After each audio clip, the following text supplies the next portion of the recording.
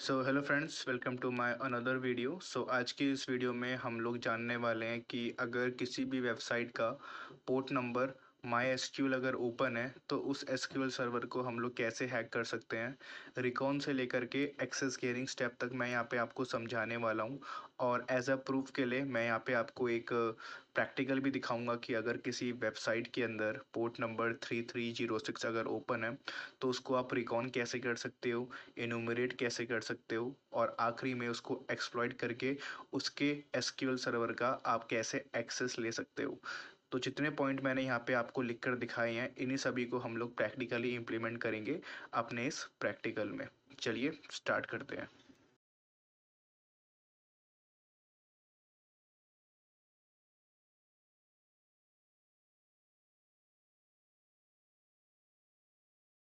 Okay, चलिए अब हम इसको प्रैक्टिकली इम्प्लीमेंट करते हैं। तो प्रैक्टिकल इम्प्लीमेंट करने से पहले आपको यहाँ पे इसकी इंफॉर्मेशन गैदरिंग करनी पड़ेगी। तो यहाँ पे मेरे पास एक आईपी एड्रेस है जिसके ऊपर हम लोग इस काम को परफॉर्म करना चाहते हैं। तो परफॉर्म करने के लिए सबसे पहले मैं क्या करूँगा, सबसे पहले मैं इसके सारे पोर्ट्स को स्कैन करूँगा, क्योंकि मुझे मालूम है कि जो हमारा माई एसक्यूएल पोर्ट है वो 3306 पोर्ट पे होता है। बट कुछ वेबसाइट्स ऐसी होती है जो अपने डिफ़ॉल्ट पोर्ट पे उसको रन नहीं करवाती, और कई बार वेबसाइट्स जो होती है वो हैकर से बचने के लिए अपने पोर्ट नंबर को चेंज कर देती है। अगर जिस भी वेबसाइट के ऊपर आप काम कर रहे हो, अगर वहाँ पे बाय डिफ़ॉल्ट 3306 पोर्ट नंबर है आपके माई एसक्यूएल का, तो आप लोग सिंपली -p करके उस पर्टिकुलर पोर्ट को स्कैन कर सकते हो। बट मेरे केस में मेरे को नहीं पता कि सामने वाली जो वेबसाइट है वो डिफ़ॉल्ट पोर्ट पे ही रन हो रही है या फिर किसी अदर कस्टम पोर्ट पे रन हो रही है। तो यहाँ पर मैं क्या कर रहा हूँ, यहाँ पे मैं सिंपली एक स्कैन कर रहा हूँ जिसमें मैं -SC फॉर डिफ़ॉल्ट स्क्रिप्ट और -SV फॉर वर्जन चेक करने के लिए मैं यहाँ पे यूज़ कर रहा हूँ कि जितने भी पोर्ट यहाँ पर ओपन है उन सब के मैं वर्जन देखना चाहता हूँ। कि कई बार क्या होता है, अगर आपने मेरी इससे पहले वीडियो देखी है लाइव सर्वर हैकिंग की, अगर आप लोगों ने अभी तक नहीं देखी है तो ऊपर आई बटन में आपको मिल जाएगी। वहाँ पे मैंने आपको बता रखा है कि आप एक पर्टिकुलर वेबसाइट को रिकॉन कैसे करते हो, इन्यूमरेट कैसे करते हो, उसका एक्सेस गेन कैसे करते हो, मेंटेन कैसे करते हो एक्सेस, एंड लास्ट मैंने आपको रिपोर्टिंग भी बताई है। तो अगर आपको वो देखना है तो आप वो देख सकते हो। बट यहाँ पर हम लोग एक पर्टिकुलर पोर्ट को स्कैन कर रहे हैं जिसका नाम है माई एसक्यूएल। तो यहाँ पे मेरे को मिल चुका है कि जो मेरा माई एसक्यूएल है वो मेरे डिफ़ॉल्ट पोर्ट पे चल रहा है। तो अब मैं क्या कर रहा हूँ, अब मैं पर्टिकुलर उसी पोर्ट को स्कैन कर रहा हूँ। ठीक है, अगर आप लोग सारे पोर्ट स्कैन करते हो तो nmap थोड़ा वक्त आपका ले सकता है। इट्स डिपेंड ऑन कि आप लोग क्या सर्च कर रहे हो। तो यहाँ पर मैं अपना जो पोर्ट है माई एसक्यूएल सिर्फ उसको स्कैन कर रहा हूँ। -SV आपको पता है वर्जन चेक करने के लिए होता है, और -S capital C stand for default scripting.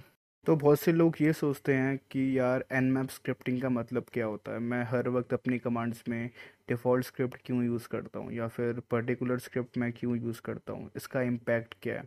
तो देखो यार, मैं अगर आपको सिंपल लैंग्वेज में समझाऊं कि स्क्रिप्टिंग का मेन काम क्या होता है nmap में, तो स्क्रिप्टिंग का जो मेन काम होता है nmap में वो होता है मेनली ज़्यादा से ज़्यादा इंफॉर्मेशन गैदरिंग करना। कई बार क्या होता है, अगर आप लोग स्क्रिप्ट यूज़ नहीं करते हो तो आपको सिर्फ मिनिमम इंफॉर्मेशन गैदर होती है। बट जहाँ पर आप लोग स्क्रिप्टिंग का यूज़ करते हो, जो आपके पास बाय डिफ़ॉल्ट nmap के अंदर आती है, जिसे हम लोग प्यार से nmap स्क्रिप्टिंग इंजन्स भी कहते हैं, अगर आप वो यूज़ करते हो तो जो बग्स होते हैं, जो वर्नबिलिटीज़ होते हैं, उसके मिलने के चांस आपके लिए हाई हो जाते हैं।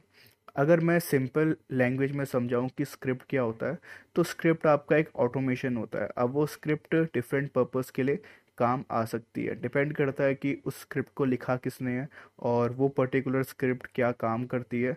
ये डिपेंड करता है उस स्क्रिप्टिंग के बिहेवियर के ऊपर। और nmap के अंदर हमारे पास बहुत सारी स्क्रिप्ट्स है, मैं अभी आपको दिखाऊंगा कि nmap की स्क्रिप्ट्स हमारी कहाँ पर रहती है और कैसे हम लोग एक nmap की स्क्रिप्ट को एफिशिएंटली यूज़ कर सकते हैं। अगर आप लोग चाहते हो कि nmap के ऊपर मैं एक एडवांस वीडियो लेकर आऊँ, तो इस वीडियो के ऊपर मेरे को 500 लाइक्स चाहिए। और जैसे ही आपके 500 लाइक्स कवर हो जाएंगे, मैं nmap के ऊपर एक एडवांस वीडियो ले आऊँगा आप सभी के लिए।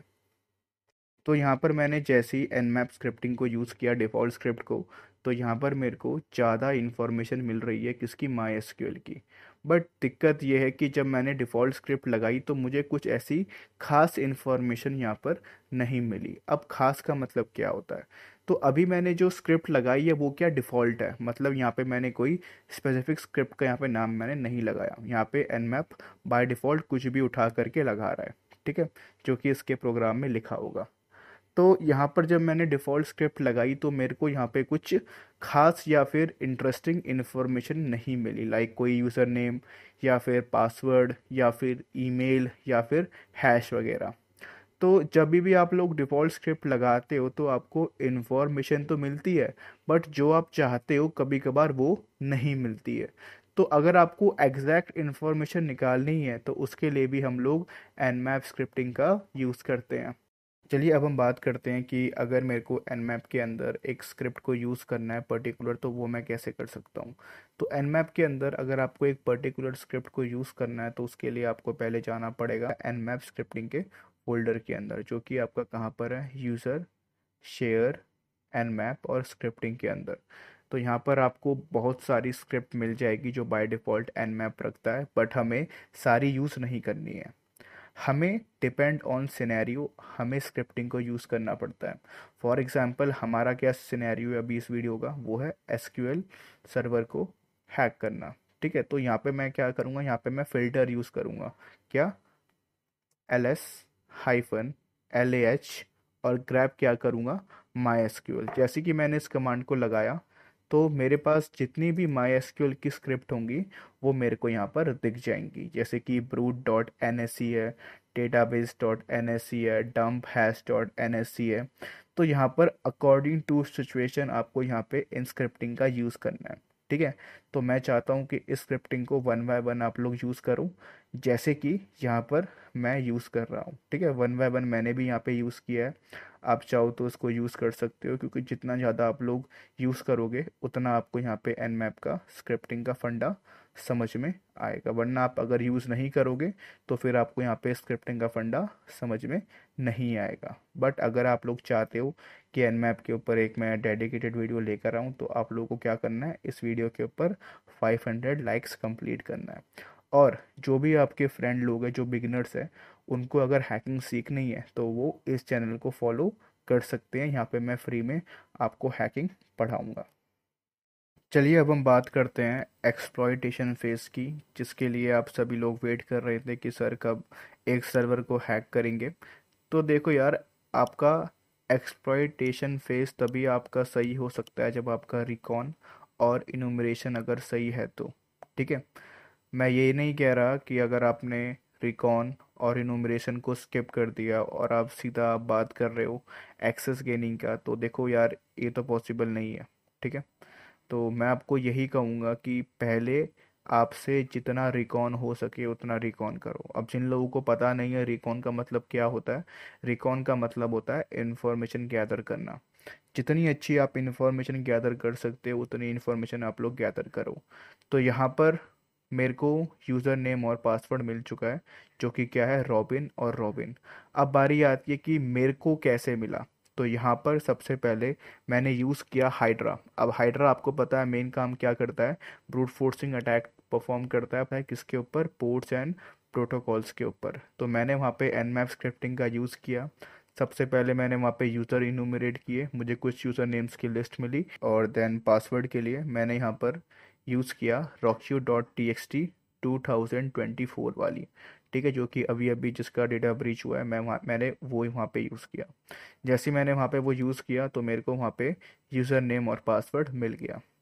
तो जब भी आप लोगों को यूज़र नेम और पासवर्ड मिलता है किसी भी एसक्यूएल सर्वर का, तो आपको वहाँ पे लॉगिन कैसे करना है, वहाँ पे आपको लॉगिन करना है। माई एसक्यूएल एक कमांड है, अगर आप लोगों ने खुद का कभी डेटाबेस वगैरह मेंटेन किया होगा या फिर क्रिएट किया होगा, तो वहाँ पे आप लोग माई एसक्यूएल जो आपका टूल आता है वो आपने यूज़ किया होगा। एक कमांड लाइन आता है, ग्राफिकल आता है। तो यहाँ पर मैं कमांड लाइन की बात कर रहा हूँ, तो वो आपको वहाँ पे यूज़ करना है। और जो भी आपका यूज़र नेम है -u रॉबिन और -p रॉबिन क्या है, पासवर्ड है मेरा। फिर -h का मतलब होता है होस्ट कौन है, मतलब कि वेबसाइट की आईपी मैंने यहाँ पर दे दी है। अगर आपका यूज़र नेम एंड पासवर्ड सही होता है देन ये आपको क्या करेगा, यहाँ पे एक्सेस दे देगा आपके सर्वर का।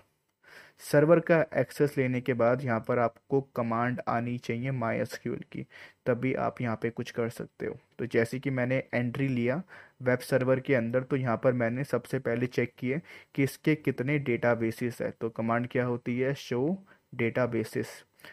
तो मेरे को यहाँ पे 1 2 3 4 5 डेटाबेस देखने को मिले, बट इनमें से जो 4 डेटाबेस है वो बाय डिफ़ॉल्ट हर एक MySQL के अंदर होते हैं। बट एक जो है वो क्या है, कस्टम डेटाबेस है, जो कि किसका है, कस्टमर्स का है। तो अगर मेरे को यहाँ पे कस्टमर्स का डेटाबेस मिल रहा है, तो कहीं ना कहीं वहाँ पे कस्टमर का जो ईमेल, पासवर्ड या फिर अकाउंट नंबर, वो सब मेरे को यहाँ पे देखने को मिल सकता है। तो मैंने यहाँ पे क्या किया, मैंने यहाँ पे सेलेक्ट किया किसको, कस्टमर के डेटाबेस को।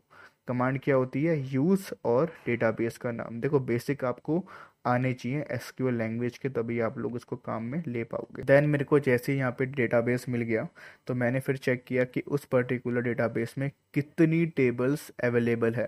तो कमांड क्या होती है, शो टेबल्स। तो यहाँ पे एक ही टेबल थी, माय टेबल के नाम से। अब मेरे को इस टेबल के अंदर जो डेटा है, मेरे को अब उसको देखना है। तो उसको देखने के लिए मैंने कमांड लगाई, सेलेक्ट स्टार फ्रॉम, किससे, जो भी आपकी टेबल है उसका यहाँ पे नाम लिख दीजिए। जो भी उसके अंदर डेटा होगा सारा का सारा, वो सभी कुछ आपको यहाँ पे दिख जाएगा। कुछ बच्चे मेरे को कहेंगे कि सर हमको एसक्यूएल लैंग्वेज नहीं आती। देखो सीखना तो आपको पड़ेगा। अगर आप लोग अगर आप लोगों ने अभी 12th ओवर की है, तो मैं आपको यही बोलूँगा कि बीटेक या फिर बीसीए में अपना एडमिशन ले लो, क्योंकि बीटेक और बीसीए में आपका MySQL कवर हो जाता है सेमेस्टर सेकंड के अंदर। ठीक है, तो प्रॉब्लम नहीं आएगी। मैंने भी अपने कॉलेज में ही सीखा है सब कुछ। ठीक है, तो वहाँ पे अगर आप बीटेक या फिर बीसीए करते हो, तो कहीं ना कहीं आपका जो प्रोग्रामिंग वाला कॉन्सेप्ट है वो आपका 3 या 4 साल में आपका कंप्लीट हो जाएगा।